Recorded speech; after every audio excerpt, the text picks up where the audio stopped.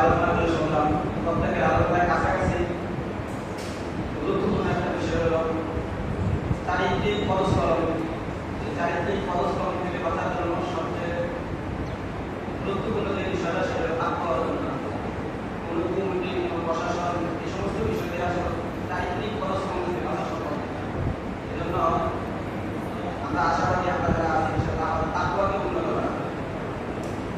দ্বিতীয় পর্যায়ে আমরা যারা এখানে উপস্থিত হয়েছি প্রত্যেকেই মাদ্রাসার মুক্তাকিন আলেম আমরা যারা আছি, আমাদের ব্যক্তিগত যদি কোনো চারিত্রিক পদস্খলন